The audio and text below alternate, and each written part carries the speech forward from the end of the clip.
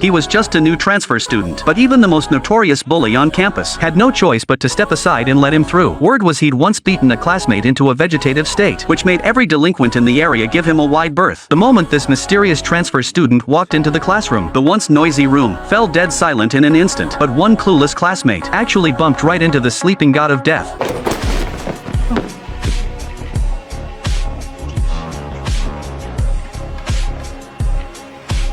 미안. 내가 너무 정신이 없어서 진짜 실수를. Sharon just shot him a cold glance, then laid his head back down on the desk and went back to sleep. Only then did June Tai breathe a sigh of relief. The reason he was so on edge was that he had to deliver breakfast to the school bully every single day, and if it didn't show up on time, a brutal beating was waiting for him. June Tai had been bullied for a long time, and they were also forcing him to steal classmates' phones. Even after he'd already handed over more than a dozen phones, the bully still wasn't satisfied. He said his goal for the semester was 50, then told June Tai to pull out the ledger to lock in the next target. 아니, 서 팀장님, 이거 굉장히 의미심장한데요? 아니, 여기 보시면은 4번 연시은 건들지 말 것. 그러니까 그 문제라는 말이 내가 연시은 그 새끼한테 발릴 것 같다 그 얘기 하려고 그러는 거잖아. 아닌 게 아니라 이 씨발. 가드도 올리네? 야, 이 씨발 멋있다. 이렇게 해 계속.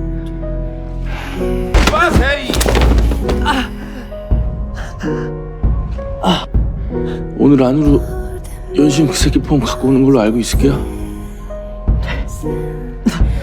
Cracking under the pressure, and after going back and forth for a long time, June Tai finally decided to steal Yan Sharon's phone. But since he was the one in charge of managing electronics, he naturally got called out by Sharon. No matter how many times he insisted, he had no idea how the phone could have vanished. The panic he couldn't hide, along with the bruise at the corner of his mouth, gave him away the moment Yan Sharon looked at him. 너 내가 아무것도 모르는 거 같아? 진짜 비겁한 거야. 그거.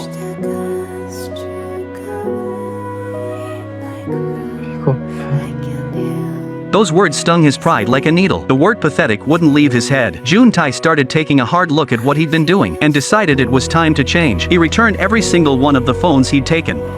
아, 서준대 진짜 미쳤다니까? 나한테만 준 게 아니라 너나 다 줬다는 거야. 그 새끼 전화까지 너한테는. 나 처음 하지 않았냐? 아, 체험한 양화동은 빡세던데. 서준태 뒤졌다 진짜. When Yan Sharon got back to his seat, he found a note stuck to his desk. Sharon reached into the drawer, and sure enough his phone was right there. He realized June Tai was the one who'd done it, and slowly turned his gaze toward the other side of the classroom. He couldn't figure out why June Tai would make such a bold move, because doing this was bound to bring down the bully's worst kind of payback. Sure enough, when the bully found out all the phones were gone, he was absolutely livid, and came charging over with a whole crew at his back.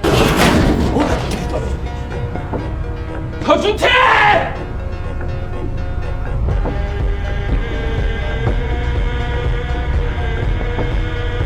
이 개새끼 어디 있어?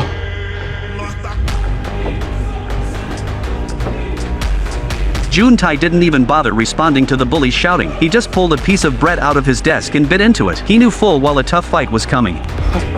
내가 가지 뭐.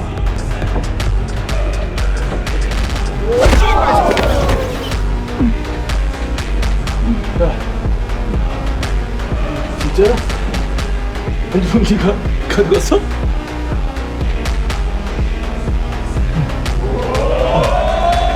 멋있네.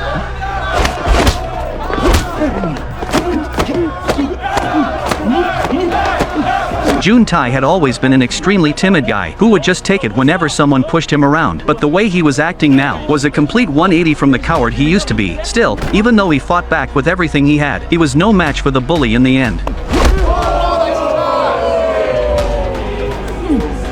Sharon stood off to the side watching it all unfold, and the image of Xiao Hao kept flashing through his mind. He thought if Xiao Hao were still around, he would have jumped in to stop this without a second thought. So Sharon decided to do it in Xiao Hao's place. Just as the bully grabbed a chair to swing at June Tai, Sharon finally stepped in.